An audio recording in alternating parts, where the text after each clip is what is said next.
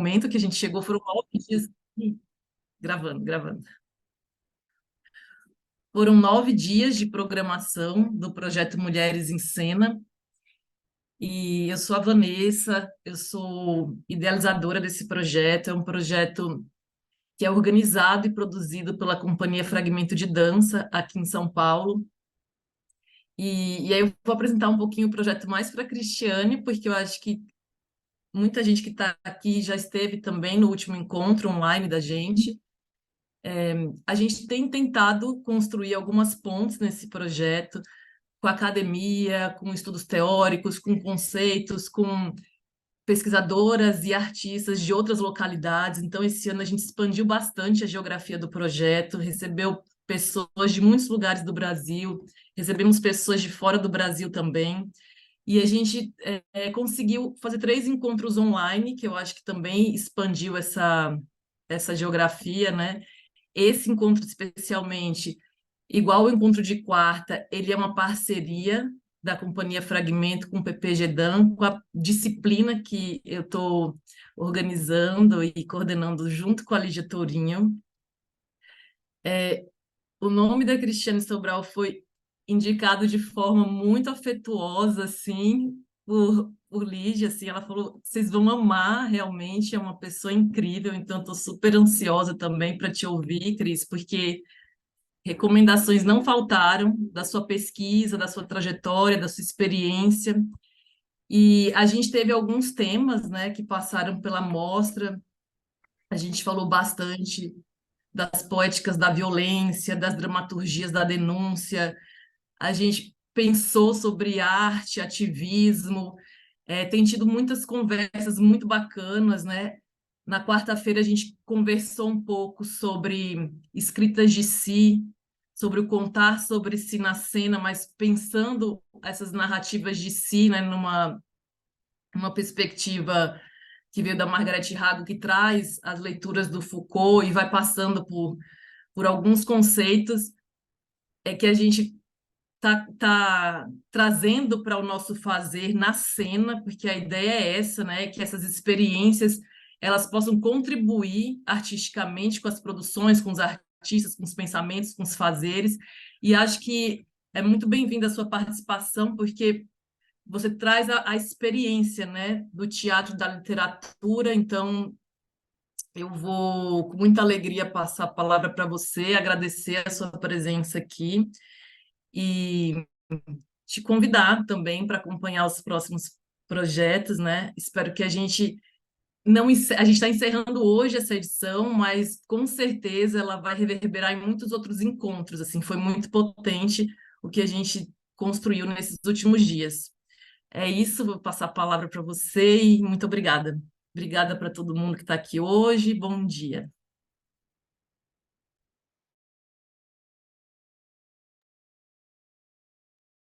Bom dia para todos, para todas, para todes. Quero pedir a bênção para aqueles que são meus mais velhos, também pedir a bênção para aqueles mais jovens. Agradecer muitíssimo o convite da querida professora Lígia, agradecer também o convite de Vanessa, agradecer Luciana, que falou comigo também esses dias, né?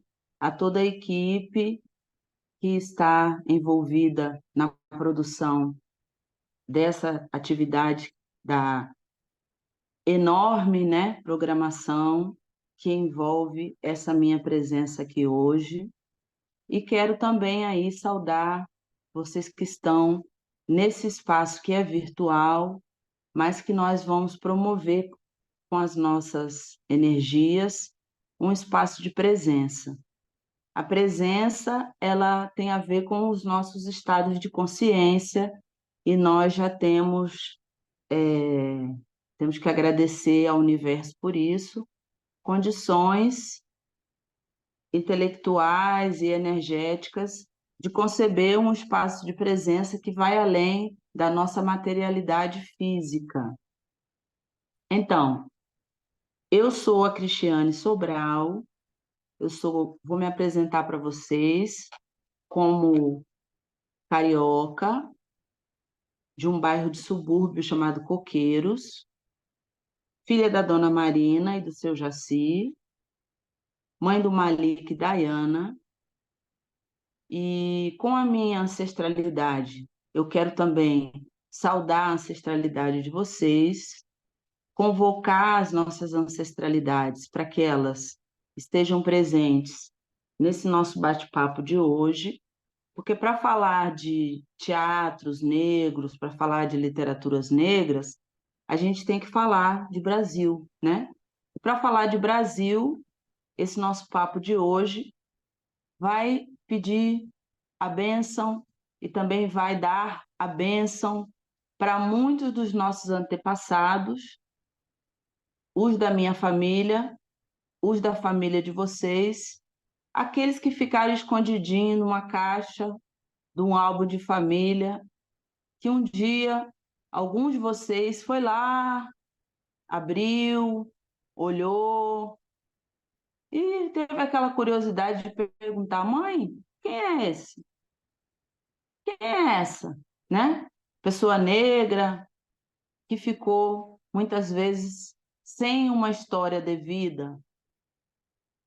Pode ser que você não tenha encontrado essa foto, mas você já ouviu alguém dizer: ah, tem uma avó, tem uma bisavó que era negra?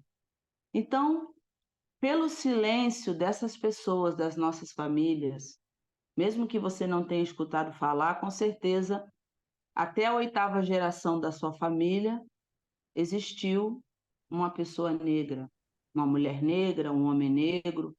Então, nós vamos entender que esse é um pouco o meu trabalho. No campo da ficção, é o lugar da justaposição da nossa ancestralidade, uma vez que a realidade não permitiu, por várias razões, que o racismo brasileiro, o colonialismo, o machismo, o patrimonialismo, sexismo, né, e tantos outros movimentos, não, a realidade não permitiu que essas pessoas falassem ou se colocassem nos nossos álbuns de família e também na nossa história.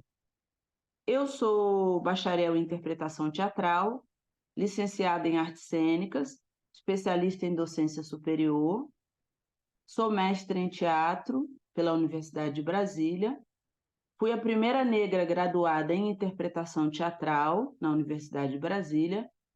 Não digo que eu fui a primeira com isso antes do sistema de cotas, né? Não digo isso, ah, que legal, eu fui a primeira, maravilha. Falo isso como uma denúncia, né, de uma grande assimetria, porque na época eu fazia parte de 0,1% do contingente de estudantes pretos e pardos da universidade.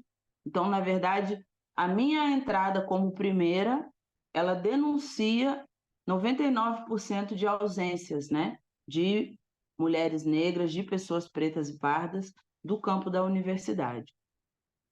Nessa mesma universidade, eu fui professora e dirigi por 17 anos a CIA de Arte Negra Cabeça Feita. Tenho mais de 30 anos de trabalho no teatro como atriz e também como dramaturga. Já assinei várias dramaturgias no eixo Rio-São Paulo, fora dele. Eu moro em Brasília e na literatura eu tenho mais de 23 anos, 11 livros publicados. Vou falar um pouquinho para vocês daqui a pouco dessa minha interseccionalidade no campo do teatro e no campo da literatura negra. Quero compartilhar agora com vocês 3 vídeos curtinhos para que a gente possa adensar aí o nosso imaginário para a conversa que a gente vai começar. Até já.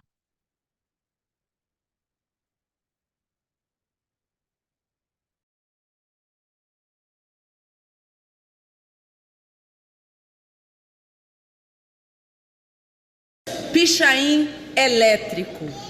Naquele dia, meu pichain elétrico gritava alto, provocava sem alisar ninguém. Meu cabelo estava cheio de si. Naquele dia, preparei a carapinha para enfrentar a monotonia da paisagem da estrada. Soltei os grampos e segui de cara pro vento, bem desaforada, sem esconder volumes nem negar raízes. Pura filosofia, meu cabelo escuro, crespo, alto e grave, quase um caso de polícia em meio à pasmaceira da cidade. Incomodou identidades e pariu novas cabeças. Abaixo a demagogia. Soltei as amarras e recusei qualquer relaxante. Assumi as minhas raízes, ainda que brincasse com alguns matizes, confrontando meu pichain elétrico com as cores pálidas do dia. Pichain elétrico.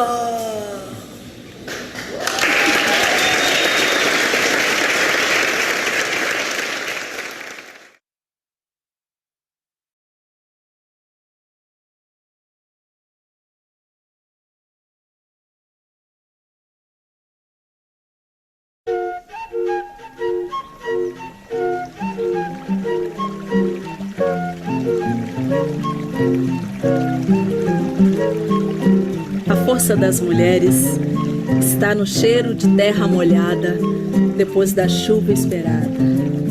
A força das mulheres está na planície devastada do sertão, na terra arrasada, erguendo-se em seu próprio pó.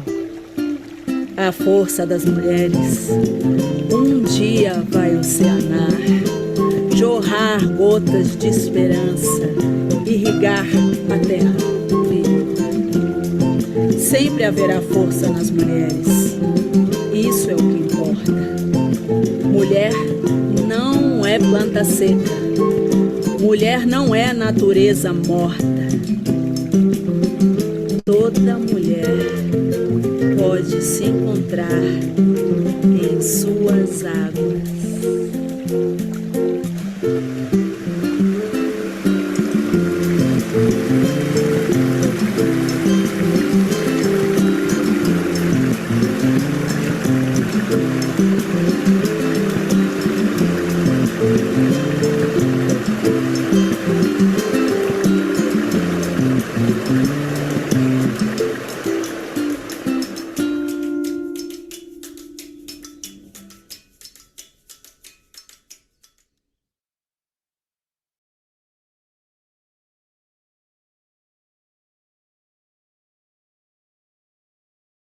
Olá, hoje vamos ler Esperando por Zumbi, texto de Cristiano Sobral. Outro dia eu estava trabalhando no campo, bem entretida com o serviço. De repente apareceu um homem branco, com aquela cara de homem branco tarado, sabe? De macho hegemônico, aquele bem enquadrado na caixa de macho que se acha bem machão. Ficou me olhando como se eu fosse um pedaço de carne e salivando muito, bem nojento. Ele pulou para cima de mim para querer me estuprar. Eu lutei com ele até o fim, com a faca na mão. Não foi fácil não, gente, sentir aquele bafo podre de colonizador em cima de mim. Eu lutei de tudo quanto foi jeito. O que eu ia dizer para o meu homem? Eu sei que nem pensei muito quando eu meti a faca no bucho dele. Quantas vezes? Sei lá quantas vezes o meu ódio permitiu. Eu fui penetrada por aquele homem, gente. Isso me dói muito. Mas eu também penetrei aquele bicho com a minha faca. Um tempo depois eu comecei a perceber uma tristeza, um cansaço. Eu, que sou mulher de zumbi. E mulher de zumbi tá sempre cheia de coisa para fazer, andando daqui para lá, organizando as coisas. Eu fazia meu serviço, mas me cansava à toa. Fui ficando pesada, um sono bravo. Até que um dia no campo, ali, mexendo com as folhas, eu senti um negócio melado saindo de dentro de mim. Parecia um bicho estranho me rasgando por dentro. Do mesmo jeito que aquele homem me rasgou, só que dessa vez não entrou dentro de mim. Foi saindo aquela coisa pequena, branca, melada. Aí eu vi uma criança escorrendo pelo meio das minhas pernas e pensei, o que eu diria para Zumbi?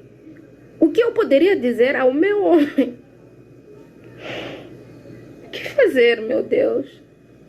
Olhei aquela criança branca com cara de gosma e lembrei do homem nojento. Eu chorei muito. Eu chorei muito, como se ele me rasgasse por dentro. E de novo eu pensei, ai meu Deus, que nojo.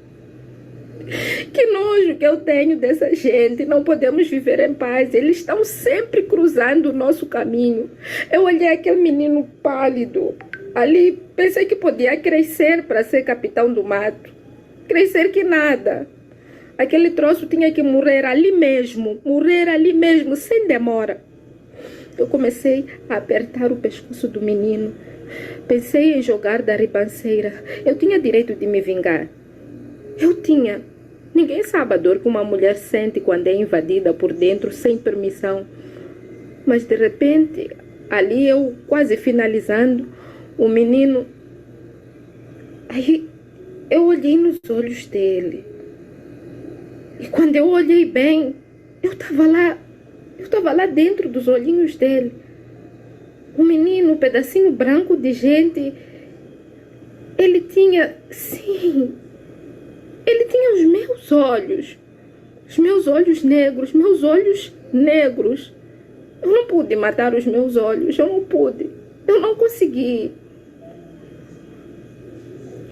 Nós não somos iguais a eles. Zumbi, não somos assim. E o menino viveu para crescer decente, aprender a respeitar uma mulher. Cresceu para saber quem foi Zumbi. Como é preciso uma aldeia para criar uma criança, eu entreguei o menino para ser criado na comunidade, porque eu tinha muito o que fazer.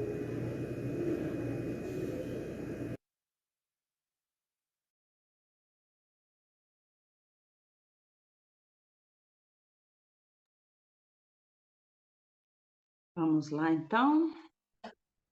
Bom, os 3 textos são de minha autoria. Pichain Elétrico é um poema que está publicado nesse livro, se chama Só por Hoje Vou Deixar o Meu Cabelo em Paz. O segundo é um poema que se chama Águas, está publicado no livro Terra Negra.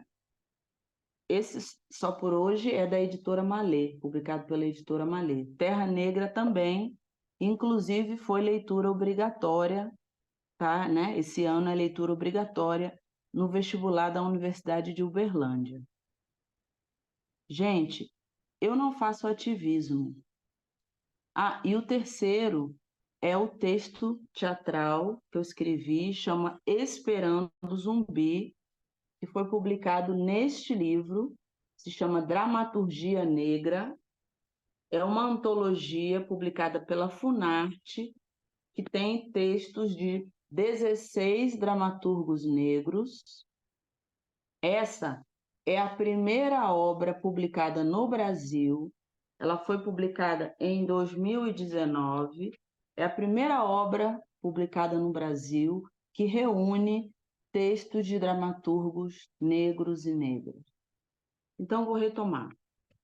Eu não faço ativismo, eu faço teatro e literatura. Eu não sei de onde as pessoas tiraram essa mania de dizer que eu faço, ou que pessoas como eu, que fazem teatro negro e que fazem literatura negra, fazem ativismo. Eu vou explicar uma coisa para vocês. Quando a gente tem que colocar a palavra negro em algum lugar, é sinal que o negro naquele lugar não existe. Então, quando a gente tem que colocar a palavra negro no teatro, por que a gente precisou colocar a palavra negro no teatro? Porque o negro não existia no teatro. É só vocês buscarem aí na memória de vocês, a maioria das peças que vocês assistiram na infância, na adolescência, ou os colegas dos cursos de teatro, de dança que vocês fizeram, a proporção percentual de pessoas pretas e pardas que estiveram nesses ambientes, ou a quantidade de protagonistas negros nas peças de teatro que vocês leram ou assistiram. Quando eu entrei na Universidade de Brasília e fui fazer o curso de teatro, eu me deparei com a seguinte situação. Eu vou explicar por que desses 2 primeiros vídeos o que é chocante. Eu tenho uma frase que eu gosto muito de dizer, que é assim: mulher bonita é uma mulher que luta. Vou repetir. Mulher bonita é uma mulher que luta. O primeiro vídeo, aquele espaço Sofá Sound, é um espaço, não sei se deu para vocês perceberem, mas praticamente não tem ninguém negro na plateia. Então, chegar uma mulher negra de cabelo crespo e interpretar um poema, Pichain Elétrico, que afirma a identidade negra, vou ler para vocês um texto para contrapor isso. A poesia dramática nasce da necessidade humana de ver a ação representada, mas não pacificamente, e sim por meio de um conflito de circunstâncias, paixões e caracteres que caminha até o desenlace final. Isso quem disse foi Renata Palottini. O conflito, para mim, ali está estabelecido de diversas formas. Quando eu pego uma subjetividade, uma mulher negra, e coloco num ambiente de pessoas não negras e afirmo beleza, alteridade, altivez e uma série de outras características que muitas vezes não estão associadas ao imaginário que as pessoas fazem de mulheres negras. Muitas pessoas no Brasil não têm convivência com pessoas negras, além das empregadas que trabalham nas casas, das babás. Muitas vão falar: eu lembro de uma pessoa negra que trabalhou na minha família durante muitos anos. Esse é o relato.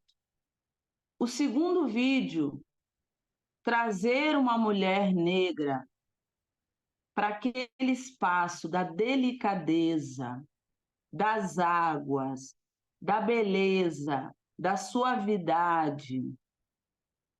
Quando o imaginário quer produzir esse discurso da mulher negra, guerreira, que aguenta tudo, a mama, cozinheira, a mais forte.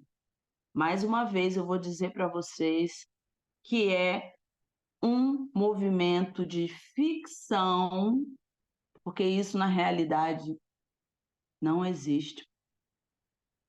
Ficção e resistência. Um movimento de dizer que, olha, estamos tensionando. Resistência precisa ser entendido como tensão e conflito, que são elementos essenciais tanto no teatro como na literatura. E resistência, quando você estica o elástico e vai para trás, ele te joga para frente. Então, resistência também é um movimento de anunciação. Já não temos mais tempo apenas de resistir, também é tempo de anunciar. Então, o que eu proponho? Que a resistência não fale apenas do passado, que ela fale também do futuro, que ela anuncie. Então, aí eu vou para a ancestralidade. Ancestralidade, essas são frases minhas, eu gosto muito de dizer. Nós somos tão ancestrais que nós somos futuristas. Então, essa mulher desse texto, dessa minha dramaturgia, Esperando o Zumbi, que faz essa atualização dessa mulher que consegue fazer gerência de corpo. Eu estou falando de gerência de corpo. Essa mulher protagonista, abusada, estuprada, que tem um filho que mata o estuprador, que tem um filho fruto de um estupro, que decide um futuro melhor, inclusive apaziguador, um futuro de dignidade para esta criança dentro de uma comunidade onde é preciso uma aldeia para criar uma criança. Esta criança não vai para o sistema prisional, essa criança não vai para o manicômio, essa criança não é assassinada. Então, mais uma vez eu repito, isto é ficção. Uma mulher negra que é chefe, que é líder, que é matriarca, que tem o poder, a liderança dentro de uma comunidade. Isto é ficção. É ficção. Então, o que a gente chama de literatura negra, nós chamamos, esse livro aqui é um livro muito pequenininho e muito potente para entender, que se chama Brasil Afro Autorrevelado. É um livro da Miriam Alves, que fala da literatura brasileira contemporânea. Esse livro, ele vai resumir, vou ler um pouquinho para vocês, para entender, quando a gente fala de literatura negra, da onde a gente está saindo? Literatura negra é assim nomeada por parte dos seus produtores na década de 70 e posteriormente denominada literatura afrodescendente por críticos, estudiosos, acadêmicos e escritores negros. É uma manifestação literário-cultural que foi adquirindo fortes feições de movimento literário. Em meados dos anos 80, passou a ter maior visibilidade nos discursos, teses e livros acadêmicos. É verdade que nós temos uma série de nomes. Ela não se resume a literatura negra, literatura afrodescendente, literatura afro-brasileira, literatura negro-brasileira. Vocês vão encontrar, quem quiser pesquisar, vai encontrar todos esses termos e todos se referem a esse mesmo arcabouço estético temático, que é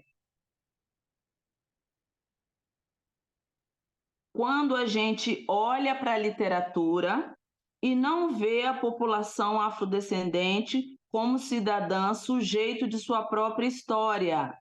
Quando a gente olha para o Cortiço de Aloysio Azevedo, ou quando a gente olha para as obras de Jorge Amado e vê as personagens femininas e vê essas personagens hipersexualizadas e vê essas personagens desumanizadas e vê essas personagens estereotipadas e vê no teatro, como eu senti no meu corpo quando eu cheguei na escola de teatro, os diretores diziam assim para mim: olha, não tem papel para você, mas espera aí que a gente vai arrumar um.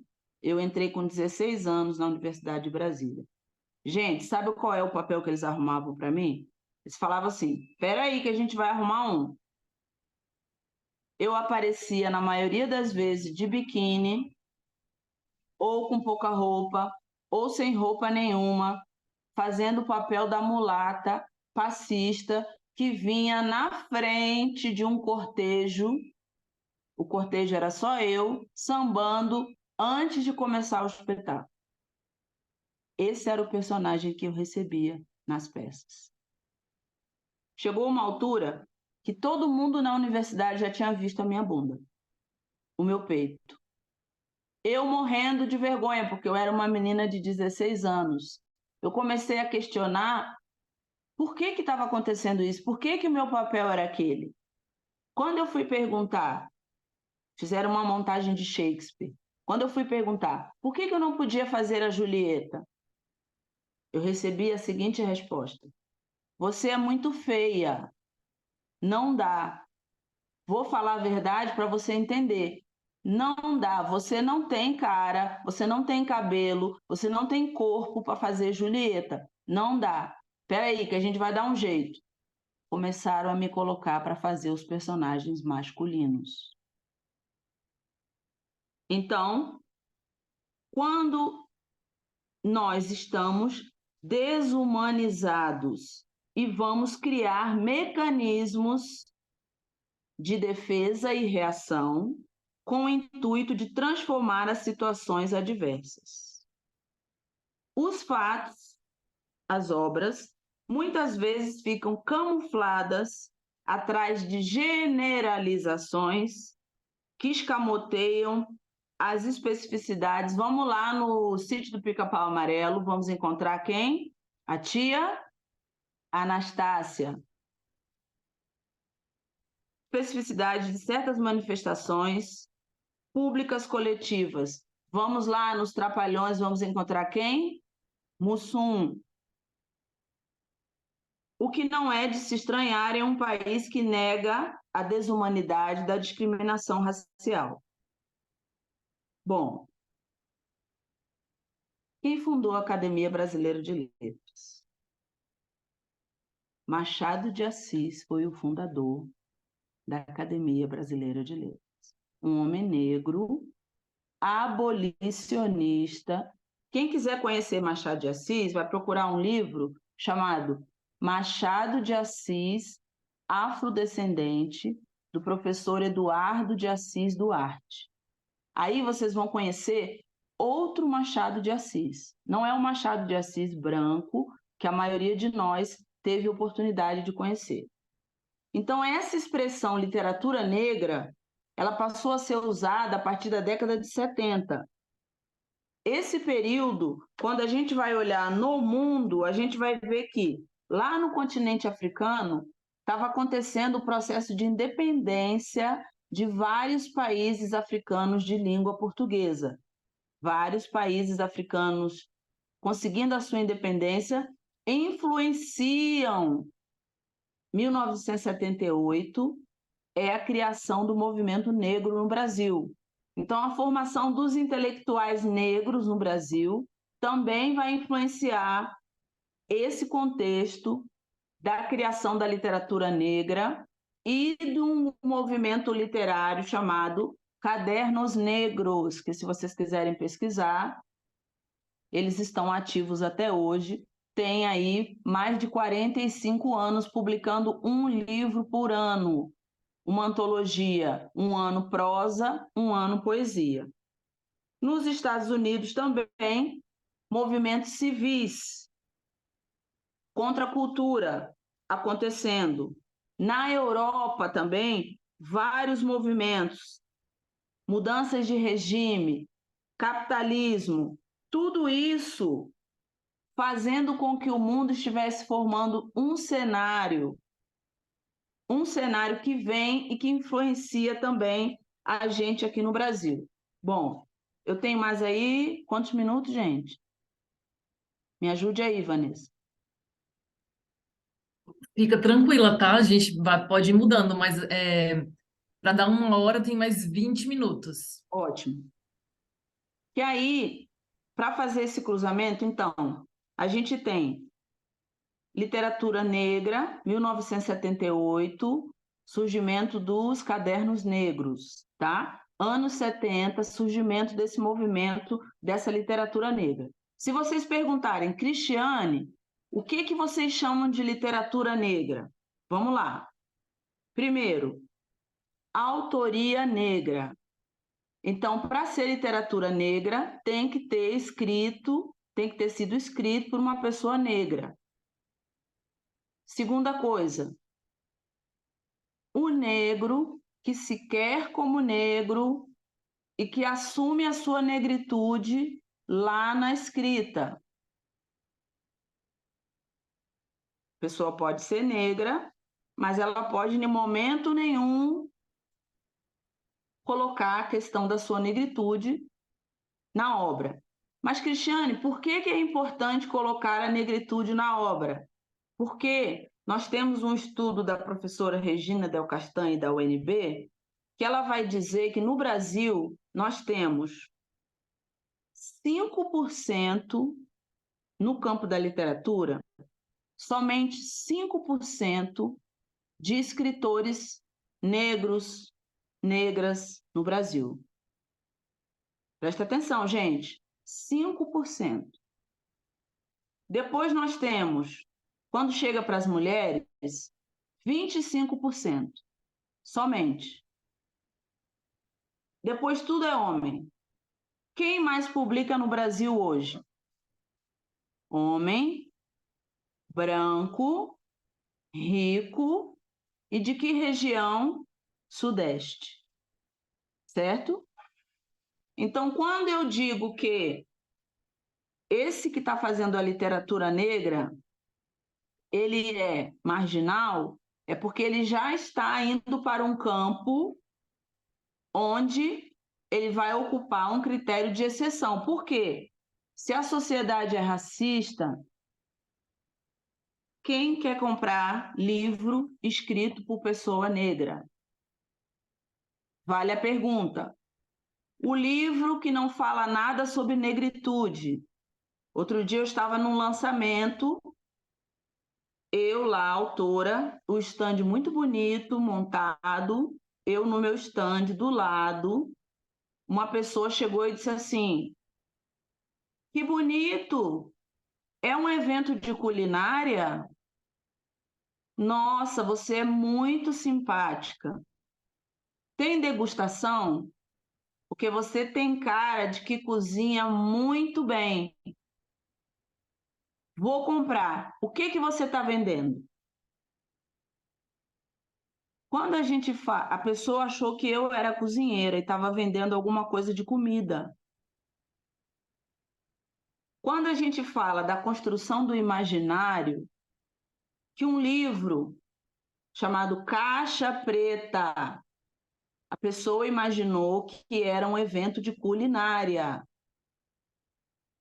Então, eu estou falando da construção de um imaginário, uma mulher negra parada num lugar e o imaginário que essa pessoa tem sobre uma mulher negra. O que que essa mulher negra faz? Com o que que ela trabalha? O que que essas mãos podem produzir?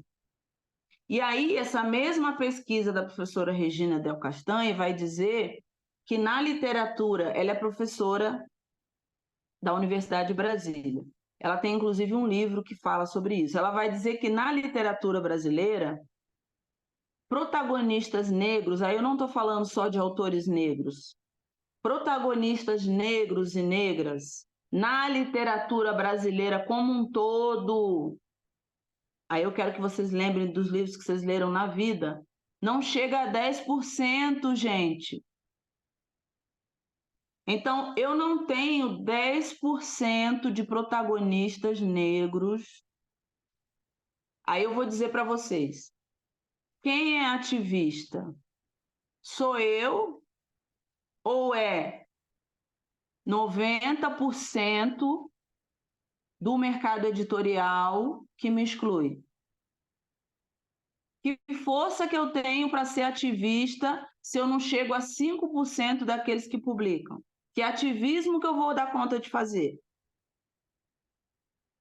Que ativismo que eu dou conta de fazer?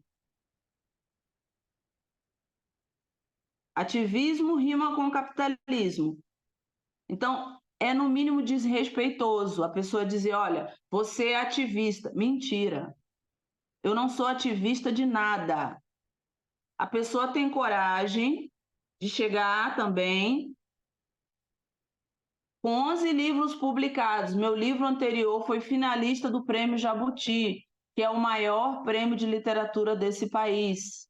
A pessoa, essa semana, chegou no lançamento e falou, eu vou comprar um livro para te ajudar. E eu respondi, eu não vou te vender um livro. Muda seu discurso, vem cá, vamos conversar. Você não vai comprar um livro para me ajudar. Eu não estou aqui pedindo esmola. Eu não estou a negra no sinal com um bebezinho no colo. Se você quiser comprar o meu livro para ler a literatura, meu livro está à venda. Mas eu não quero que você compre um livro para me ajudar. Eu não estou aqui pedindo a sua ajuda. E eu não fui arrogante, eu fui didática. Depois essa pessoa comprou o livro, foi lá no LinkedIn, me mandou uma mensagem pedindo desculpas, porque foi para casa, pensou profundamente no que eu falei, porque eu fiz questão de olhar nos olhos da pessoa, falar de uma maneira amorosa. Ela podia não ter entendido nada, mas eu fiz a minha parte. Então, quando a gente vai falar da literatura negra, no segundo ponto eu falei o negro que se quer negro, né? A terceira coisa é a temática. Então, quando eu trago para vocês, por exemplo, esses 2 vídeos, histórias de ficção, muita gente fala assim: ah, eu não vou comprar um livro de literatura negra porque só tem histórias tristes. Você nem leu. Aí eu pergunto para a pessoa: quantos livros de autoras negras você já leu? Você já está julgando que os nossos livros só têm histórias tristes. Você leu algum? Leu algum livro da Conceição Evaristo? Leu um livro da Ana Maria Gonçalves? Leu o livro do Itamar Vieira Júnior? Leu o livro do Machado de Assis? Leu o livro do Lima Barreto? Leu o livro do Cruz e Souza? Ninguém deixou de ver as obras de Van Gogh porque elas são tristes. Ninguém deixou de gostar de Portinari porque as obras são tristes, né? Então, isso é uma desculpa racista. O Grito, a imagem, tristíssima, uma das imagens mais acessadas, mais vistas. Ninguém vai no Louvre só para ver alegria, né? Então, a temática, outra coisa, a linguagem. Quando a gente pega Pichain, no meu caso, que eu trabalho com a linguagem, eu não trabalho com militância na literatura. Eu trabalho da mesma maneira que qualquer escritor senta e pesquisa linguagem. Eu sento, pego o dicionário. Esses dias, por exemplo, eu encontrei a expressão bam, bam, bam. Vocês vão me dizer se vocês já ouviram falar. Já ouviram falar na expressão bam, bam, bam? Fulano é bam, bam, bam. Eu descobri que essa expressão vem do Iorubá e ela era utilizada para se referir às pessoas que tinham muito conhecimento. Então, realmente, nós usamos essa expressão, fulano é bam, bam, bam. Então, eu fiz um texto e coloquei Nastácia bam, bam, bam. Só que aí é um estudo de linguagem. Da mesma forma que eu pego pichain elétrico, eu estou pegando aquele mesmo pichain onde eu fui xingada, onde a menina da escola foi xingada, seu cabelo é pichain, eu estou trazendo o pichain para dizer a coisa mais linda do mundo é o seu pichain. Seu pichain é a coroa. Seu pichain é o baobá. Seu pichain é o teto das minhas ideias. Seu pichain é a coroa dos meus sonhos, né? Então, eu estou trabalhando com linguagem.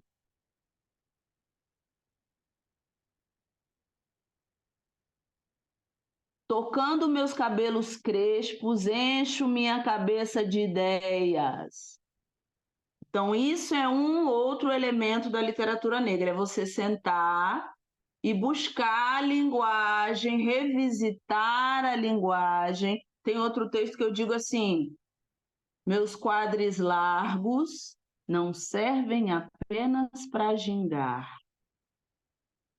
Meus seios fartos talvez não estejam destinados a amamentar. Isso é pesquisa de linguagem. Então, eu não aceito ser colocada num quartinho de panfletária, porque isso não define o trabalho que eu faço há mais de 20 anos. Eu sou uma escritora, dramaturga, atriz. Aí eu tenho o quê? 5 minutos? Vou ler uns trechinhos aqui para vocês de algum. 5 minutos, né?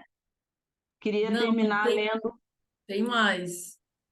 Queria terminar lendo aqui uns trechinhos de alguns textos que eu separei para ler para vocês, porque a linguagem ela fala tanto, né? E vou ficar muito animada se vocês fizerem perguntas, tá bom, pessoal? Para a gente poder conversar. Destino. É do Não Vou Mais Lavar os Pratos, agora que eu vou ler alguns textinhos, tá? Pequenos, para a gente poder conversar. Destino. A palavra mama na fonte, Arial tamanho 14. Suga o espaço da página, ocupa o seu lugar no mundo.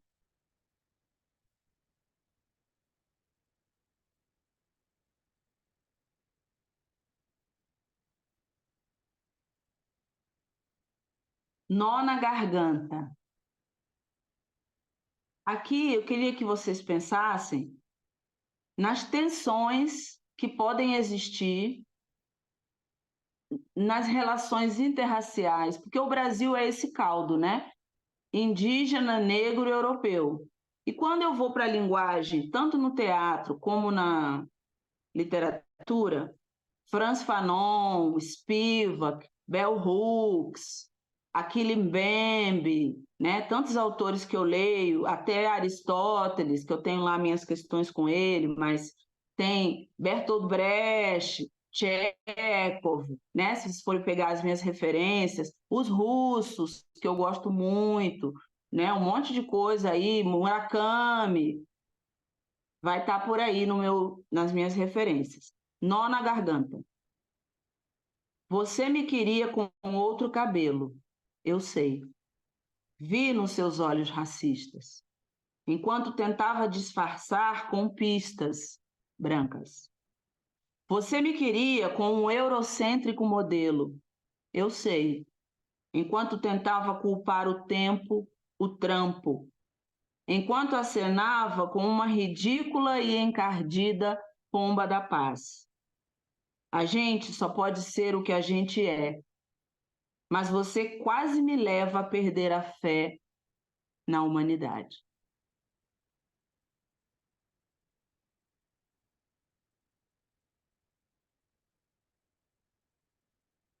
Blue Garden. Piso no racismo, piso sem cinismo, piso e planto flores azuis da cor do céu.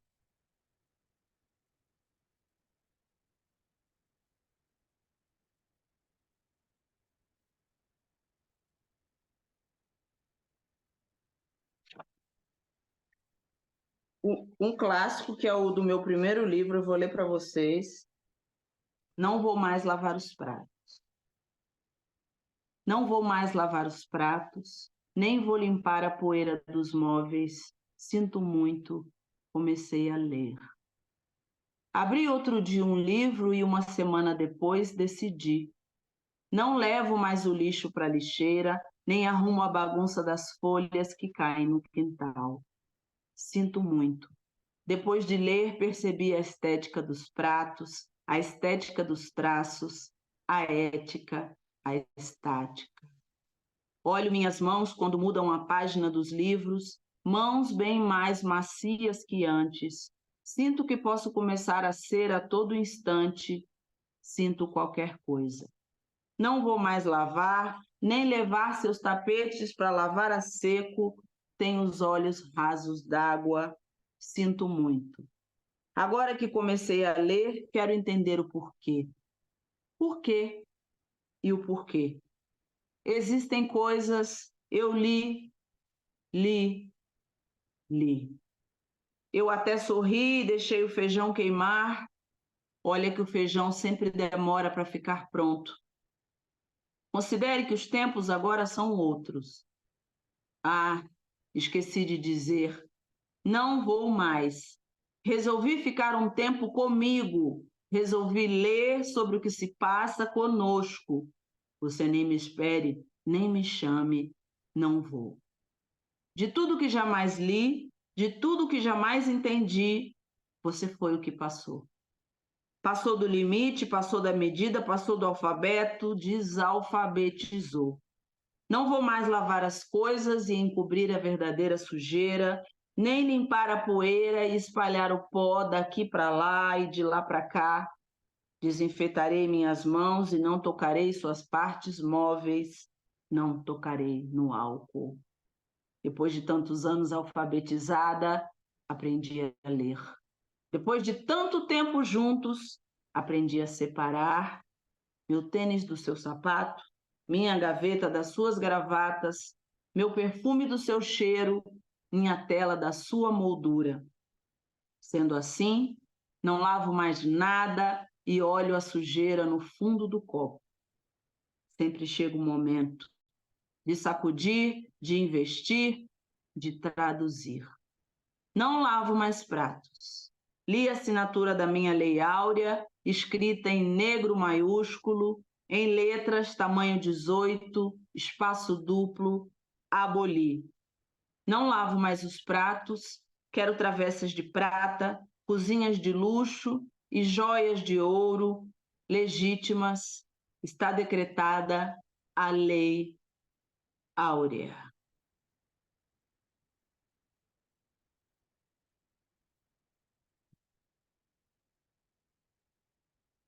Acabou o meu tempo, né? Mas pode seguir mais adiante, se quiser seguir. Deixa eu ver um outro que eu tinha separado aqui. Que interessa a vocês de tema?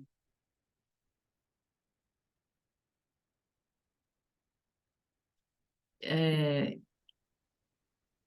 eu, eu tenho uma questão, assim, a partir da sua fala, mas acho que a gente pode abrir depois e pode, né? Tá bom. Eu vou pegar aqui.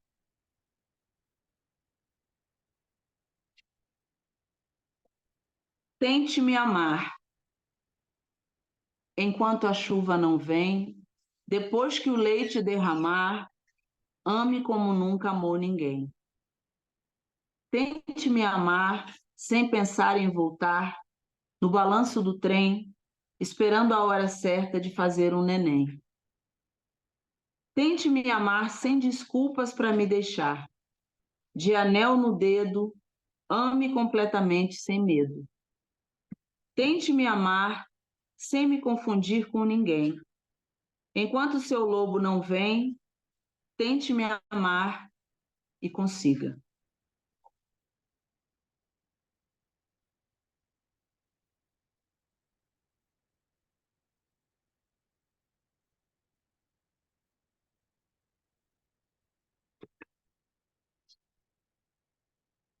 Eu vou terminar com esse aqui, que eu quis inventar um remédio que as pessoas pudessem tomar esse remédio, fala assim, olha, toma esse remédio. E aí a gente resolvesse essa questão do racismo no Brasil. Inventei uma ficção que seria esse remédio. E o nome desse remédio é Blackness. Então o nome do poema é Blackness. Blackness, Blackness, 2 vezes ao dia. A humanidade do negro como filosofia. Blackness, Blackness, 2 vezes ao dia. Sobrevivi ao terrorismo do desânimo, olhando para trás sem medo, mergulhando em minhas raízes, afrocentrando meu corpo, aprendendo com meus ancestrais. Blackness, Blackness, 2 vezes ao dia. A humanidade do negro como filosofia. Blackness, Blackness, 2 vezes ao dia. O boi da cara preta revelou sua identidade. Apareceu consciente da sua alteridade.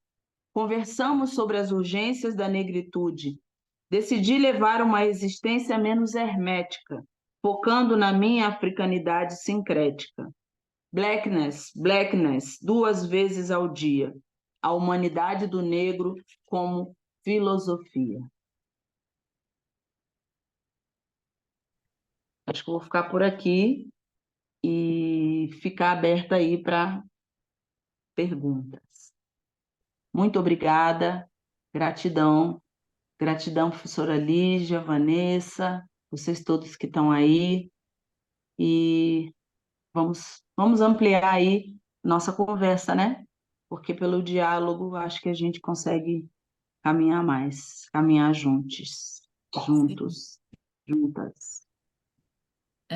A Paula já levantou a mão, a gente pode fazer esse esquema de levantar a mão e eu vou chamando, mas vou só pedir licença, Paula, para fazer uma fala aqui que eu acho que também amarra muitas questões da mostra, né? Cristiane, muito obrigada pela sua fala, porque assim, a gente não conversou sobre isso, mas você trouxe na sua fala a questão que a gente vem elaborando todos os dias depois da mostra, numa conversa que a gente tem com as artistas. E desde do primeiro bate-papo, que eu tento elaborar a questão que eu trago para essa mostra, porque toda mostra a gente lança uma questão, uma mesma questão para todas as artistas, e cada dia eu fui transformando a pergunta porque eu não estava conseguindo elaborar de um jeito que eu achei que fosse a síntese da coisa, né? O ano passado a gente discutiu bastante sobre a dimensão política do falar sobre si na cena, e aí esse ano eu estava, qual que é a questão esse ano? A questão para mim estava muito bagunçada, e sem a gente conversar, você trouxe essa questão na sua fala o tempo inteiro. Quem está acompanhando a mostra vai saber muito o que eu estou falando. A minha questão era sobre arte, artivismo e ativismo. Essa foi a questão que eu lancei hoje, nessa mostra. Por que que eu lancei essa questão? Porque nesse momento, né, a gente observa muito na arte contemporânea um discurso bastante inflamado para muitas questões que não foram vistas, nem ouvidas, nem faladas por muito tempo. Então, tem esse discurso inflamado, uma urgência por algumas pautas, questões que a gente, por muito tempo, não discutiu nem na vida, nem no teatro, que agora elas estão aí, né, em todos os espaços. E eu tinha essa vontade de perguntar para as artistas como elas estavam reconhecendo o seu fazer, né? Se era um fazer ativista, se era um fazer interessado na linguagem, se era um fazer que também tinha ativismo para além da linguagem. Então eu perguntei como é que vocês estão observando o fazer de vocês para além dos muros da academia, dentro de uma universidade, para além da sala cênica, dentro de um espaço teatral? Como é que a gente tem criado articulações, furado a bolha? Vocês têm pensado sobre isso? Porque eu tenho o meu pensamento sobre isso e cada uma delas tem o seu pensamento. E eu estava querendo confrontar essas ideias, né? Pensar assim, junto. E aí, sem a gente conversar, você traz essa questão. Então, muito obrigada, porque foi muito inspirador para mim. Já estou aqui com minha canetinha para escrever um texto, vou chamar a Lígia para escrever junto. E aí eu vou contar o que aconteceu num desses bate-papos, que a Fábia Mirassas, que é uma artista trans, fez um trabalho belíssimo falando sobre ser mulher trans no Brasil, no mundo, falando sobre a sua...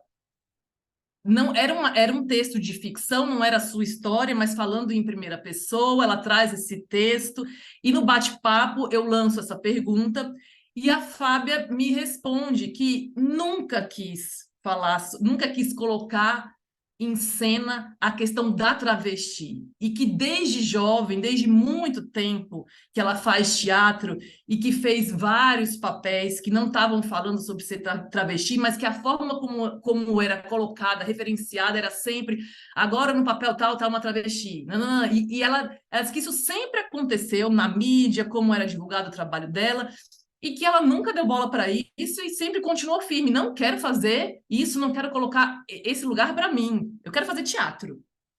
Junto à Fábia Mirassas estava uma artista da dança, a Bia Rezende, que tinha uma outra visão sobre isso. Ela falou: Vanessa, desde muito tempo eu fiquei pesquisando linguagem, dança. Teve uma hora que eu não estava suportando mais dançar, não estava aguentando mais o que estava fazendo, estava esvaziado para mim. Eu precisava entender qual que era esse lugar. Eu estou resumindo da minha maneira, tá? Quem estava lá pode dar a sua versão. E eu comecei a me interessar, assim, resumidamente, eu entendi que ela começou a se interessar pelo discurso, que ela não estava mais tão preocupada nesse momento da vida dela com se tá legal, se não tá, como é que tá. Ela estava inflamada do discurso, né? De rever algumas coisas, alguns imaginários. Então, essa questão foi a questão que passou todos os dias pela mostra. Então, muito obrigada, assim, por trazer essa questão. Foi forte, como você colocou, né? Logo no início da sua fala, e fui anotando aqui, gente, eu não faço ativismo, foi uma das primeiras coisas que você falou. E aí depois você fala assim, quando eu transformo o imaginário, e vem trazendo para a gente muitos exemplos lindos, né, de transformação de imaginário, que eu, Vanessa, e me desculpa, eu vejo de uma maneira tão ativista, mas não colocando isso como um lugar menor, sabe? Então, eu já peço desculpas por isso. Eu até fui aqui, você falando, eu fui no dicionário procurar a palavra ativismo, que eu falei, gente, será que a gente está... E aí, tinha até uma palavra aqui, saiu da página, falando desse desejo de transformação do ativismo, das lógicas que já estão, né? Então, de alguma maneira, eu trouxe essa questão para a mostra, porque sim, eu percebo que tem uma urgência, né, de trazer algumas pautas, e que às vezes essa urgência coloca o discurso à frente, como se ficasse descolado da linguagem, descolado do corpo, descolado da experiência. A gente vê isso na cena teatral, né, de um modo geral, e às vezes é um momento porque a gente está passando por esse lugar e a gente está transformando coisas.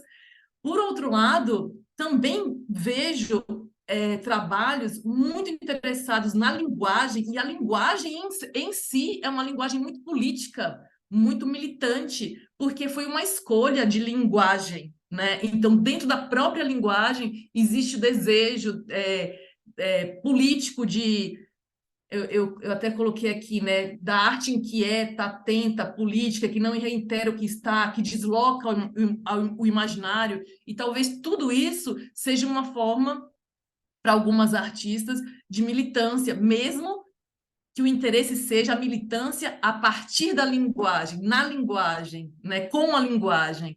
E aí não é uma defesa de nada, tá? Do que eu acho, que eu não acho, mas é um agradecimento mesmo, porque eu acho que você levanta a questão de uma forma muito bonita. Primeiro, porque você traz a linguagem para na sua fala, né? Então, você traz a linguagem para falar sobre o que você está falando, o que é muito interessante. A gente não fica aqui pensando conceitos, a gente vai para a matéria, né? Para a materialidade da coisa, a gente escuta suas palavras assim muito fortes. Então, é só um comentário, sabe? Porque foi uma coincidência muito feliz, e eu quero agradecer essa coincidência, e me trouxe muitas reflexões, e a principal delas é o quão singular são essas formas de fazer, existir, pensar e dizer sobre o que se faz, né? O quão singular são essas existências.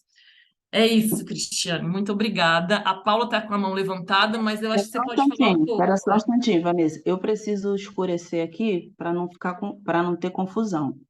Veja só, quando eu falo que eu não sou ativista, por que eu falo isso? Porque é uma coisa muito capciosa que o sistema cria para tirar um trabalho de mais de 30 anos que eu tenho como artista, como escritora, e me colocar num lugar de ativista, que é uma pessoa que grita por militância negra, e apaga toda a minha trajetória como artista e como escritora. A ativista, ela não é convidada como artista, como escritora. Ela é convidada como uma pessoa que grita por direitos. Isso é um jogo sujo do sistema. Quem fala isso não está do nosso lado. Está botando assim, a gente tem que chamar uma pessoa que é ativista, vamos ajudar a ativista. Ser uma mulher negra no campo da literatura e do teatro é um ativismo natural, porque eu estou viva, eu não morri de feminicídio, eu consegui estudar. Então, assim, o meu ato político, ele é o que eu sou. Botar a minha cara preta em qualquer espaço de teatro, de literatura, ter 11 livros publicados, é ativismo puro. Você está entendendo? Quando eu chego numa escola, os meninos gritam. Quando eu chego num presídio, as mulheres choram, me abraçam. Então, isso é o ativismo. É o ativismo da minha presença caminhando pelo mundo. Isso é ativismo e sempre vai ser. Mas eu não vou oferecer esse ativismo para o sistema econômico de base me jogar de lado da feira literária, porque não vão me convidar, não vão convidar ativistas, vão convidar escritores. Não pagam cachê para ativista, pagam para artista, pagam para escritores. Não sei se você está entendendo o que eu estou querendo dizer. Não, Então, eu super é, entendi, sim, sim. é Achei bonito. isso que é o lugar, isso é que é o problema. Ativista não tem salário. Então, é uma coisa que você pode fazer de graça porque você faz pela causa. Eu não aceito isso, eu sou profissional. Se o outro fez mestrado, eu também fiz mestrado. Se o outro fez graduação, eu também fiz graduação. Então, eu exijo respeito, porque eu sou uma profissional da área. Ah, você faz pela causa, então parabéns. Vem aqui comprar seu livro para te ajudar. Eu não aceito esse tipo de posicionamento. Então é isso que eu coloco, o perigo desse ativismo. Onde que a gente vai parar com essa tal, que é a discussão que a gente faz, que não dá camisa. Porque o branco não precisa estar fazendo ativismo, ele vai lá e, sabe, participa, é convidado a participar como profissional. Ele não precisa fazer ativismo. A gente tem que estudar, tem que ser artista, ainda tem que fazer ativismo. É uma coisa assim que dói, sabe? Que é dolorido para nós. São muitas as cargas que jogam em cima da mulher negra. E é uma tentativa da gente refletir sobre isso. Até que ponto e até onde a gente quer continuar carregando todas essas cargas? Todas as cargas do mundo eu não vou carregar. Decidi que não vou carregar, porque eu digo, a minha presença como uma mulher negra num espaço do teatro e da literatura, ela é política. Bertold Brecht tem uma frase que fala: todo teatro é político, porque políticas são as ações do homem. Então, na maioria das vezes, numa feira literária, eu sou a única mulher negra. Na maioria das vezes, num festival de teatro, eu sou a única pessoa negra. Isso é ativismo. Agora, em determinados espaços, se eu for falar isso, eu estou excluída do ambiente. Entende? É nesse sentido. Bora para as perguntas. Bora, a Paula. Bom dia. Primeiro, obrigada, Cristiane, por tanto esclarecimento. Você falou do Aristóteles, né? Eu sou extremamente socrática, então eu só sei que eu nada sei. Então, cada vez que eu tenho contato com um novo conteúdo, isso de fato torna possível conhecer, né? E esses dias você falou do remédio, né? A gente vai em busca do remédio. Eu ganhei 3 remédios. Eu não sei se você citou, mas a Ruth Guimarães, eu estou até com eles aqui. Os contos índios, os contos negros e os contos do céu e da terra. E queria, na verdade, pedir, não sei se é possível, que você nos indique mais alguns para que a gente possa desfrutar do remédio que tanto precisa, né? Então, se for possível ter uma indicação para que seja cada vez mais possível estar dialogando, né? Porque eu acho que é extremamente importante conhecer. Na verdade, eu estou fazendo o pedido, se for possível que isso aconteça. A gente tem um grupo comum, eu sou do PPG da UFRJ, para mim seria de extrema utilidade e para os meus também, com certeza. Mas obrigada. Gratidão. Eu vou indicar o site da editora Malê, que é malê.com.br. A editora Malê é uma editora do Rio de Janeiro que só publica autores negros e negras. Então, quando você entrar lá, você vai encontrar um monte de coisa legal. Tem o livro da Miriam Santos, que é uma pesquisa sobre literatura negro-brasileira, que ela faz um estudo comparado de 3 autoras, que é muito bom. Tem muitas, agora não lembro de cabeça, mas tem muitas obras de autoras, né? Eu te indico também os Cadernos Negros, porque só os Cadernos Negros, que também tem site, você pode olhar. o nome é meio complicado, é Quilombos de Literatura, mas se você procurar pelos Cadernos Negros é mais fácil, porque ali já são 47, 48 livros, e só para você ter uma ideia, a grande Conceição Evaristo publicou o seu primeiro livro lá na antologia dos Cadernos Negros. Vou aproveitar, vou deixar o meu Instagram, que é @cristianesobralRartista, porque eu também, por lá, indico muita gente. Eu sou coordenadora de políticas culturais lá no Ministério da Cultura, então sempre estou divulgando livros, editais, informações, né, muitas informações sobre essas questões aí da cultura negra. E vou indicar Miriam Alves, que é uma grande autora da literatura negra, que tem mais de 40 anos na literatura negra, tem muitas obras. Esse livrinho que eu mostrei aqui é o Brasil Afro Autorrevelado. É um livrinho muito potente, que ela faz um estudo. E os livros dela também você encontra lá pela página da editora Malê.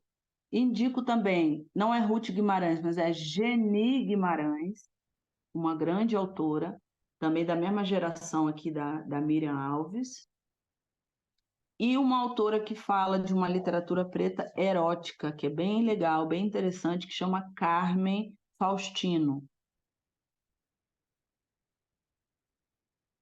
Para conhecer também o trabalho de homens negros, né, que estão escrevendo nessa pegada, eu indico o Plínio Camilo, que escreve literatura negra, contos, poesias e tal, e o Fábio Cabral, que já escreve numa pegada do afrofuturismo, que é muito, muito, muito legal, porque ele já faz uma mescla de um afrofuturismo, de uma linguagem ficcional a partir dos orixás, que é muito legal, assim, muito interessante. É algo bem diferente. Então, acho que algumas indicações aí que já abrem um pouco, fora das que já estão sempre na mídia, né? Procurei Claro, falar muito assim, obrigada. alguns nomes que não estão tão referentes, tá bom? Muito obrigada. Nada. Gabi, Bom dia. Obrigada, Cristiane, pelo compartilhar de tanto, assim. E eu queria fazer duas perguntas que eu não sei se eu vou conseguir formular da melhor forma, porque eu acho que meu pensamento está acelerado e eu não consegui decantar tudo ainda. Mas eu acho que são coisas que têm me atravessado nos encontros, e eu até troquei com a Van, né? Na última palestra que a gente teve, a gente falou bastante sobre o autodepoimento na cena, né? E aí a gente foi com a Margaret Hago para um lugar meio falando dessas raízes, né? Tipo, que formulam um pensamento ocidental, apoiado no cristianismo, enfim, no cristianismo. E aí ela falou sobre esse autodepoimento nesse lugar de autoconfissão que vem da igreja, do cristianismo mesmo, de confessar algo assim que perante a sociedade estaria errado, enfim. E o autodepoimento, ela traz esse recorte que vai nascendo desse lugar, né? E aí eu tava falando com a Van, né, tipo, sobre essas outras narrativas essas outras esses outros pensamentos que se utilizam do autodepoimento, mas em outro lugar, né? Tipo, de um lugar que o silenciamento foi tão grande que é necessário hoje falar sobre e colocar na cena, enfim. E aí, pensando mais nesse lugar da população negra, né? Tipo, eu sempre me alimento na Grada Quilomba, assim, e ela fala muito dessa questão da máscara, né? Tipo, essa máscara simbólica também, né? Que hoje a gente não carrega uma máscara, mas existe uma máscara simbólica que não deixa que a gente fale, e a importância de refletir sobre isso e às vezes até levar para a cena. Então, eu queria entender como você pensa esse autodepoimento, esse lugar de passar por si para construir na cena, tipo, enfim. E a outra questão que eu fico pensando, você trouxe o exemplo da faculdade, é desse imaginário quando retratam pessoas negras ou não. Tipo, a gente vê que hoje tem muitos grupos, muitos coletivos, que são compostos, que são formados por pessoas negras, e tem esse lugar de ter a negritude como ponto central de reflexão e de construção estética, política, ética, mas também, tipo, tem muitas pessoas negras que estão em ambientes completamente brancos, assim, em companhias brancas. E aí, dentro de alguns processos, eu sempre fiquei falando muito sobre esse lugar do imaginário, porque, tipo, ter uma pessoa só, às vezes não faz, ou, enfim, tenho as minhas opiniões, não faz aquele contexto antirracista, né? E aí, eu queria também perguntar como você enxerga isso, porque às vezes não está num lugar estereotipado a atuação dessa pessoa negra, como você falou, tipo, eu fazia o papel da mulata. Às vezes não é, sabe? Você não vai fazer o papel da mulata, porque todo mundo, aspas, sabe que aquilo não hoje em dia não dá mais, sabe? Mas como algumas questões de violência acabam estando na cena, e aí eu vou dar um exemplo, eu estava num processo criativo e que as pessoas se levantavam assim, e era tipo dentro de uma escola. Então, eu acho que a galera estava entendendo alguns rolês assim. E aí, sempre que alguém tinha que carregar, era uma pessoa negra, ela sempre estava tipo carregando pessoas em cima. E quando tinha um lugar de liderança, tipo, de movimentação de liderança, era uma pessoa branca sempre estando na frente. E o trabalho falava sobre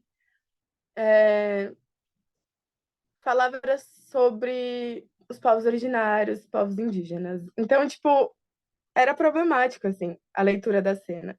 E a pessoa que estava numa posição, e era de estudo novamente, ela estava numa posição de dirigir, ela falava, eu não vejo cores nos corpos, assim, sabe? Tipo, tá todo mundo aqui construindo dança junto, e eu não vejo isso. E aí eu ficava tipo, não, gente, não dá, não dá. Tipo, tem leituras simbólicas, e tipo, a gente reforça, às vezes, algumas leituras mesmo não querendo, né? Tipo, e aí eu queria que você falasse sobre isso, assim, sobre essa responsabilidade, e aí, tipo, esse lugar também, né? Que é essa reunião, que tem muita galera branca, enfim. Acho que é importante a gente se movimentar, tipo, pensar sobre. Eu queria saber como você pensa isso, assim. Acho que é isso. Não sei se deu para entender, se eu chapei, mas é isso. Gabriela, super deu para entender as suas inquietações, e elas são muito, assim, muito urgentes, né? Essa questão do autodepoimento, ela é muito forte porque a gente vai para esse espaço do teatro e a gente passa por uma fase assim de descoberta mesmo, né? Descoberta da nossa negritude, descoberta da nossa subjetividade, por um momento assim de um. Eu percebi muito isso, eu falo agora assim como diretora, né? Assim, de que eu, quando eu comecei a trabalhar com os atores e do que eu sentia, que muita gente estava nascendo negra ali no ambiente do teatro, né? Que tava, chegava e eu falava assim, não, tem que passar primeiro por uma fase que eu chamava de detox, que não dava para levantar a personagem no primeiro momento com os atores, porque aquele primeiro momento era um momento de fazer um detox assim da vida, das pessoas começarem a fazer leituras, né? Você falou da Grada Quilomba, eu falo de Lélia Gonzalez, Beatriz Nascimento, Sueli Carneiro, para deixar nomes também de pessoas brasileiras, né? Leda Maria Martins. A Grada é muito legal, mas assim, para a gente trazer também nomes de mulheres pretas brasileiras que falam de problemas que estão mais próximos da nossa realidade, né? Falei outros nomes, falo da Grace Passou, que é uma mulher preta também do teatro, tem muita peça de teatro escrita que fica de referência, né, para a gente.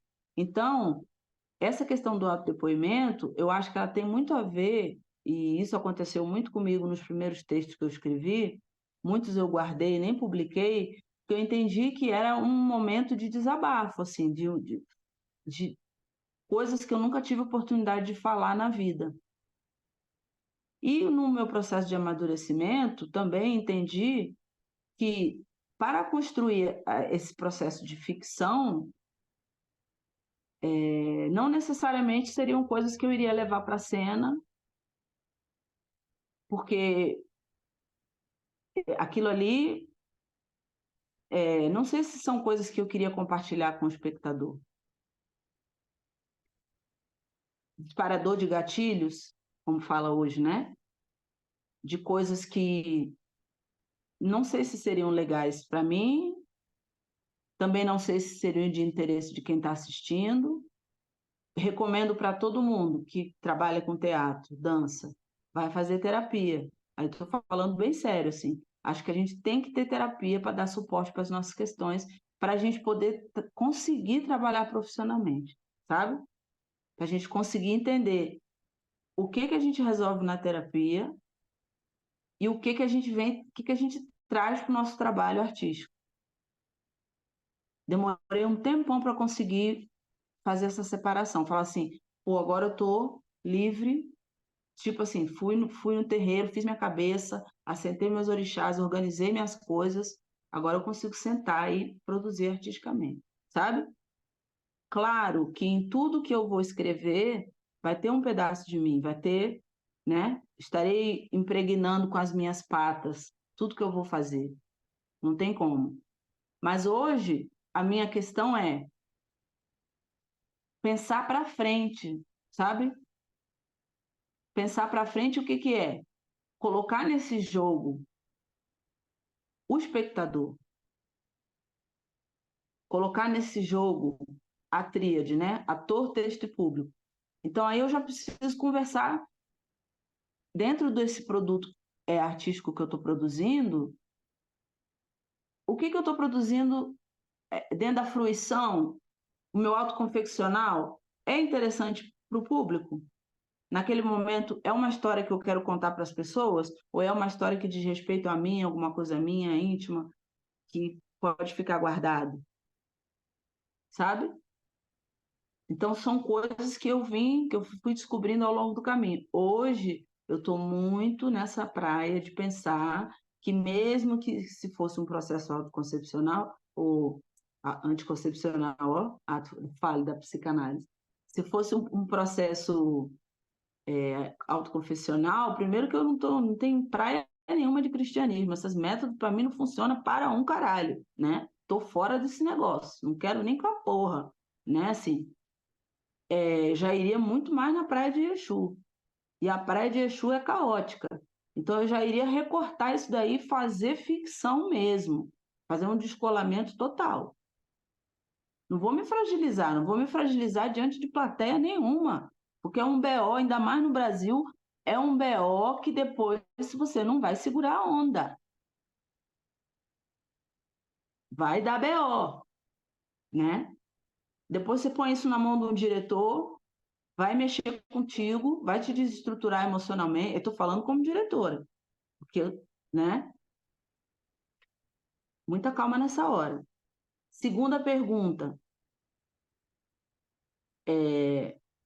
Umas coisas a gente resolve na capoeiragem. Dá para negociar, dá para dar um passo para frente, dar um passo para trás, você precisa trabalhar, precisa ficar nos grupos, né? Pô, teu ganha-pão. Mas aí é aquilo. A gente vai crescendo, às vezes descobre que a calça não veste mais a gente. Entende? A palavra da preta velha. Você vai crescendo, vai crescendo, vai crescendo, a calça de repente não veste mais em você. Então, às vezes, os espaços não mudam, mas a gente é que muda. Chega um momento que o espaço não vai mudar, mas você muda. Porta de entrada, porta de saída. Porque às vezes não dá para mudar os espaços, mas sempre dá para a gente mudar.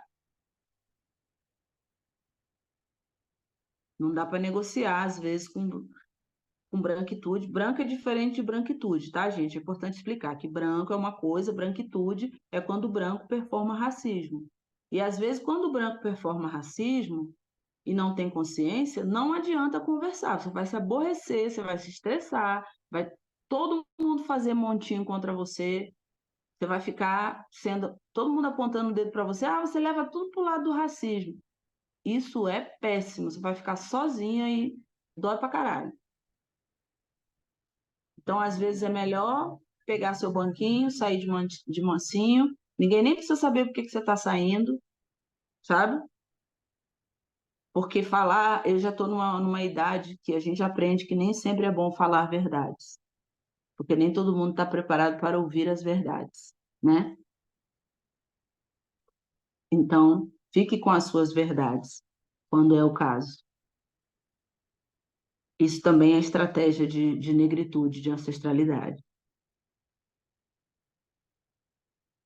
Preciso de um minuto só. Tem alguma pergunta próxima? Vanessa, me ajude aí. Segura um Tem o minutinho. Léo, mas podemos esperar. Sim, Segura só um minutinho aí. 30 tá bom. segundos, peraí.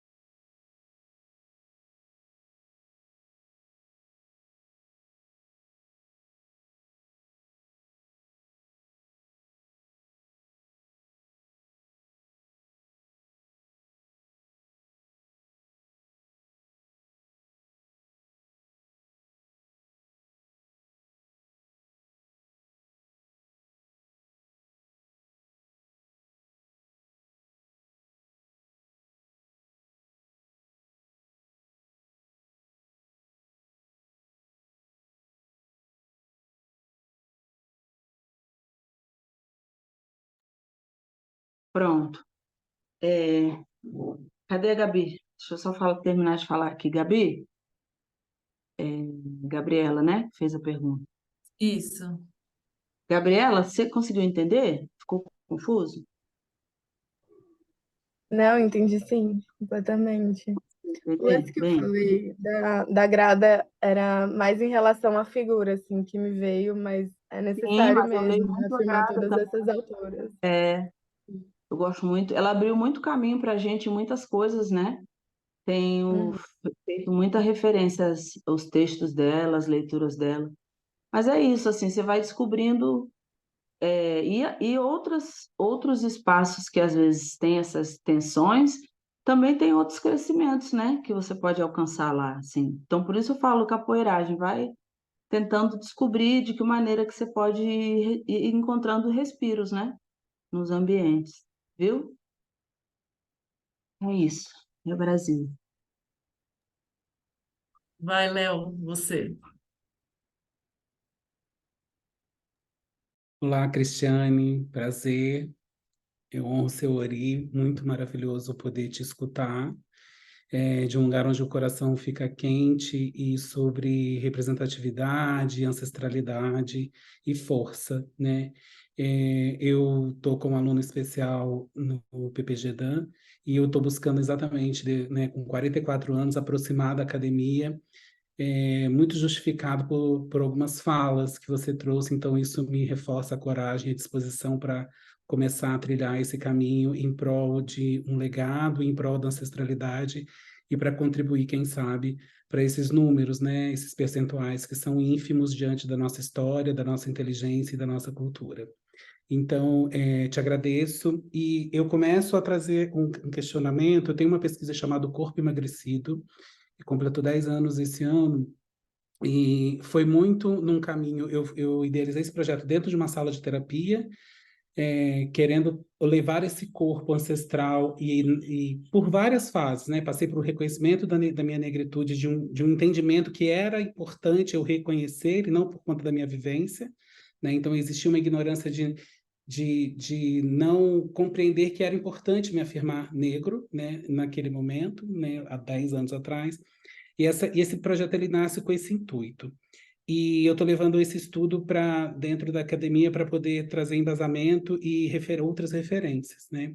E eu trago aqui a Sueli Carneiro, né? Por exemplo, ela é uma grande inspiradora desse projeto, que é uma doutora em educação, de 73 anos, que é na USP, né? Uma doutora em educação na USP, e que teve a sua tese de doutorado publicada em um livro agora, depois de 17 anos.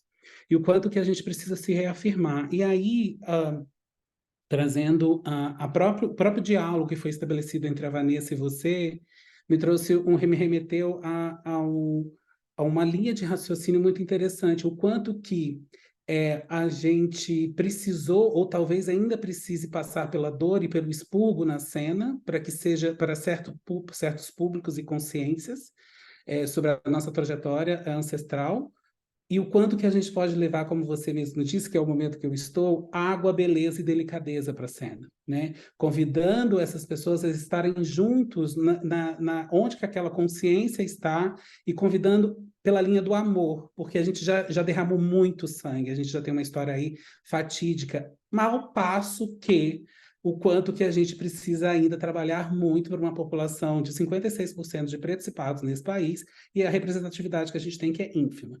Então, eu cito, trazendo esse diálogo que eu acho que da presença do agora, o quanto o Sueli fala que o cunho reflexivo e especulativo, esse estudo pretende tornar evidente a potencialidade do conceito de dispositivo, que é o dispositivo de racialidade, né? Quanto que a gente tem que estar atento a esses dispositivos que estão no nosso dia a dia, no nosso cotidiano, nas nossas vivências, né? E o quanto que te ver no pichain elétrico, na hora que eu vi a cena e vi o público branco, isso aconteceu muito comigo.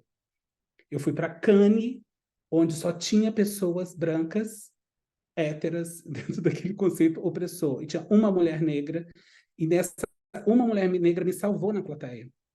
E o quanto que, também trazendo a referência dos pretos e das pretas velhas, o quanto que eles trazem amor e referência de perdão e de sustentação para a gente, né? Então, eu fico pensando o quanto que não dá para falar sobre um trabalho de pessoas negras sem falar de espiritualidade, energia, sem honrar essas histórias, né? E o quanto que a branquitude ainda não compreendeu isso, né? Então, voltando para a Sueli, trazendo a reflexão dela que ela traz de Foucault, né, a partir da compreensão da dinâmica das relações raciais que a gente precisa ter ainda no Brasil, a racialidade como um domínio que produz poderes, saberes e subjetividades pela negação e interdição de poderes, saberes e subjetividades. Então, o dispositivo de racialidade, que é o tema que ela pesquisa, né, instaura no limite uma divisão ontológica, uma vez que a afirmação do ser das pessoas brancas se dá pela negação do ser das pessoas negras. Ou seja, dito de outro modo, né, a superioridade do eu hegemônico branco é conquistada pela contraposição com o outro negro. Então, dentro desse contexto e desse diálogo, e dentro dessa sala, como pensadores interessados dessa construção desse novo momento, né, onde a gente consegue dialogar e compreender esse novo caminho, eu queria te perguntar, assim, estou um pouco emocionado, assim, porque mexeu muito comigo, mas quando você traz resistência é anunciação, resistência anuncia o futuro. Eu queria compreender dentro de você, dentro da academia, uma mulher negra com 11 livros publicados, trazendo toda essa bagagem e honrando esse nosso caminho, como que você vê o seu processo de legado a partir de agora dentro desse contexto de Brasil e onde que a gente está localizado agora? Muito obrigado. Léo, salve sua força. Gratidão pelas suas palavras. Nossa, foi falando, eu fui ficando toda arrepiada aqui. Quando a gente fala que o virtual é só assim para dizer, né? Porque a presença ela está aí imantada, com certeza. E resistência à anunciação é uma visão espiritual, sabe? É uma visão espiritual que eu tenho. Eu vou muito pela visão. A minha visão intelectual, ela é espiritual, porque quando foi falado aqui sobre Aristóteles, Sócrates, eu preciso dizer para vocês que Aristóteles estudou em Kemet, no Egito. Timbuktu, no Quênia, Foi a primeira universidade do mundo. A primeira universidade do mundo foi no continente africano, foi no Quênia, em Timbuktu. E isso é o primeiro marco acadêmico, né? Então, nós somos os fundadores da academia, nós, pretos e pretas. E Aristóteles foi para Cambridge e foi reprovado. Então, gente, quando eu, Léo, que tinha a Poética de Aristóteles ali do lado da minha cama, estudando Aristóteles e tudo mais, fui também estudar que a visão de Aristóteles sobre o escravismo é que alguns tinham que ser escravos mesmo, porque nasciam para ser escravos, não iriam mesmo reunir condições de ser libertos, porque na alma de algumas pessoas a escravidão estava impregnada. Essa é a visão que Aristóteles tinha sobre a escravidão. Então, esses tótems, né, de pessoas que foram exaltadas, que foram apresentadas para nós, não é isso? Ele, com o passar do tempo, com a nossa resistência, ele está sendo o quê? Anunciado.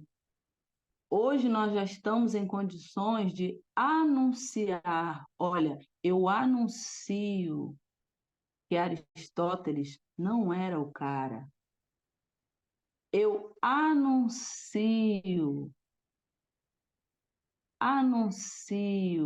Nastácia, eu anuncio Marielle, mesmo assassinada, anuncio, eu anuncio Maria Firmina dos Reis, a primeira mulher negra a escrever um romance no Brasil no século XIX. Eu anuncio Carolina Maria de Jesus, que vendeu mais livros que Jorge Amado. Eu anuncio Machado de Assis como fundador da Academia Brasileira de Letras. E eu anuncio Mãe Beata de Iemanjá. Eu anuncio Mãe Estela de Oxóssi. Eu anuncio Exu como aquele que transforma a ordem sem fazer desordem.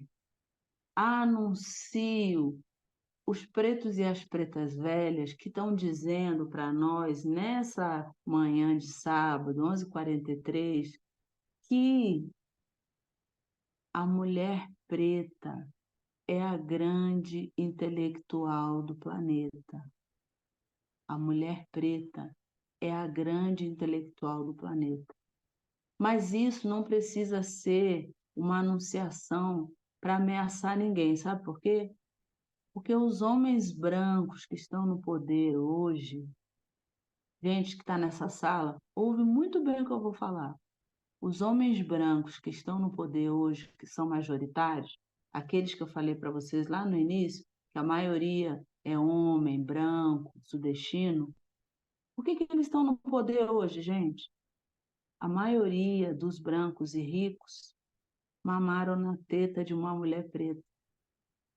Desde o escravismo, foi o nosso leite, foi a nossa força, foi o nosso amor, o amor que nós não podemos dar para os nossos filhos legítimos. Então, eu anuncio que a mulher preta é que colocou no poder brancos, negros e indígenas. E é ela que hoje está dizendo que a resistência é anunciar, dizer assim, Brasil, como quem fala para as crianças, né? Meus filhos, vamos parar de brigar, vamos dividir os brinquedos, não é isso? Eu amo vocês três, brancos, indígenas e negros. Olha como é que está esse país. Enquanto, Léo, a gente não resolver essa questão A Sueli Carneiro tem uma expressão que ela usa, que eu uso para sempre: assimetrias sociais. Está custando um preço, não é para o negro, não. Está custando um preço para o povo brasileiro. O Brasil poderia estar em outro patamar político, econômico, geográfico. Poderíamos estar sendo uma nação com outros posicionamentos. Isso tem a ver com a literatura, com o teatro, né? Com tudo isso que nós estamos produzindo. Então, permitir a entrada de pessoas negras, de pessoas deficientes, pessoas com deficiência, de pessoas trans, de pessoas gordas, de povos originários, de pessoas ciganas, significa anunciar esse novo mundo que vai acontecer. Atenção, querendo ou não, vai acontecer. Não adianta matar a gente, porque a gente brota que nem erva daninha, aqueles matinhos assim que você arranca e daqui a pouco lá estão eles. Então a minha preocupação, Léo, não é comigo, porque eu já estou consciente da minha preparação para ser ancestral. Então, eu falo hoje aqui, professora Lígia, Vanessa, eu falo para os descendentes, né? Vocês mais jovens que estão aqui, né, Léo? Nós esperamos mais de vocês. Nós esperamos que realmente vocês comprem esses livros, vocês leiam esses livros, vocês tomem vergonha na cara, porque às vezes somente sentindo vergonha de ter até hoje passado uma existência sem ler um livro de uma pessoa negra, só assim é que você vai lá numa livraria ou vai entrar numa Amazon da vida ou vai comprar pelo menos um livro meu é uma atitude que vai fazer a mudança. Atitudes, não palavras. Atitudes. Precisamos de atitude. Chega de dancinha de rato. Chega. Ah, eu acho muito lindo o negro, sua pele bronzeada. Isso não me interessa. Nós queremos atitudes. Então, cada um que pegue seus privilégios e coloque na roda para fazer as mudanças que são necessárias. Vamos juntos, né? Axé. Axé. Eu anuncio Cristiane Sobral. Gratidão. Axé.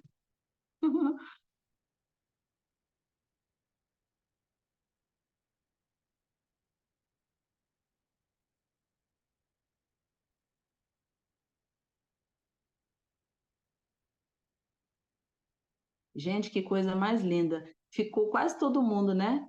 Fala, professora Lígia, querida. Ah, eu só queria fazer um agradecimento, Cris, porque é, suas palavras sempre me ensinam e me comovem, me tocam num lugar muito profundo. E estou super emocionada de, pela primeira vez, você estar num evento que o PPG Dan faz parte.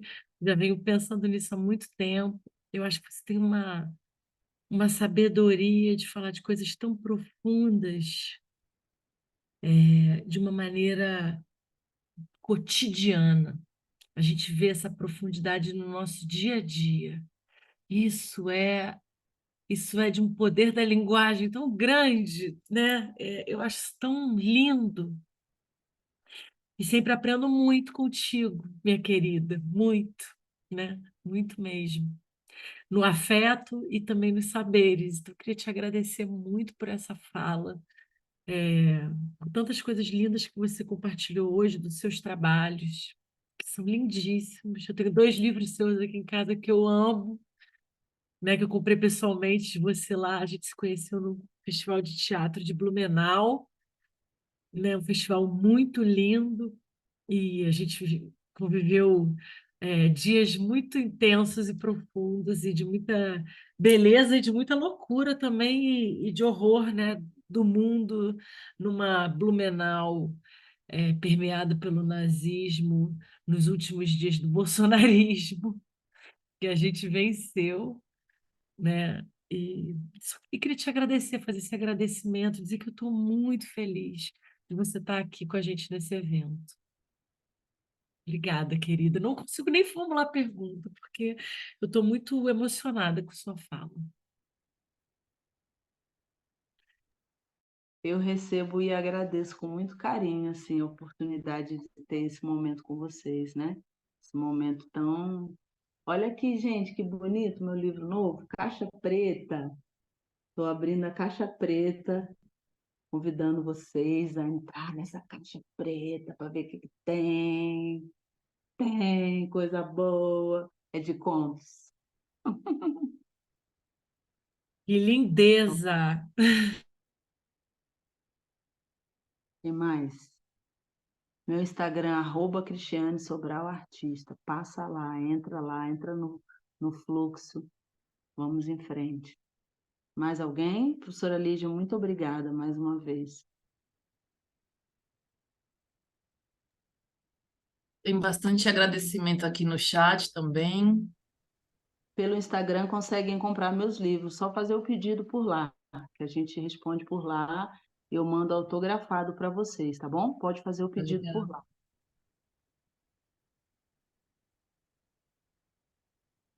Mais alguém, gente? Tá levantando a mãozinha? Acho que não. Eu queria só falar uma coisa, assim, que é muito bonito ver como, né, nessa manhã de sábado, a gente veio para uma palestra, uma fala acadêmica, e tá todo mundo emocionado, tá todo mundo tocado profundamente. Eu acho que isso é muito potente. Eu não esperava ficar tão mexida com essa fala hoje. Então, eu queria agradecer também por me tocar profundamente e que potência que... Nossa, eu quero todos os seus livros agora, assim, tipo... E só agradecer mesmo, que eu acho que tocou todos nós de uma maneira muito forte, e isso é muito especial. Não é sempre que a gente vai para uma fala que era esperada ser, né, tradicional, bereré, e a gente sai reviravolteado. Então, obrigada. Beijo. Eu vejo vocês, reconheço vocês. A gente costuma falar em reorientar, né? Ori significa cabeça. Então, assim, reorientar, colocar a cabeça no lugar, né? Que tudo começa pela cabeça. Momento de reorientação. Eu que gosto muito das palavras, né? Reorientar. E também agradecer, deixar a graça descer, né? Deixar a graça descer sobre nós.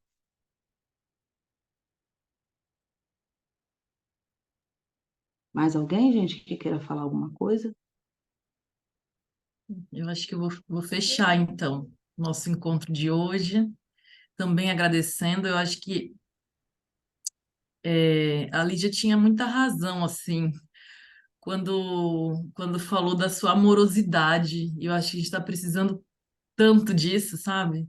E é muito bom quando a gente encontra pessoas amorosas perto da gente. E eu chorei um tanto aqui nesse encontro de hoje, em alguns momentos, e me instigou bastante, né, no sentido das perguntas que você traz, que você me inquietou, mas também me toca muito pela amorosidade.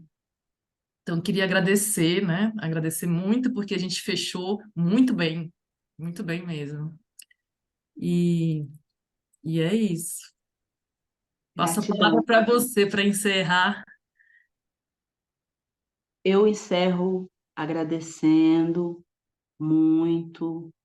Agatha, um beijo para você, um beijo para todo mundo que colocou uma mensagem no chat. Eu também estou muito emocionada. Eu sou dos arrepios, eu fico aqui toda hora me arrepiando, assim.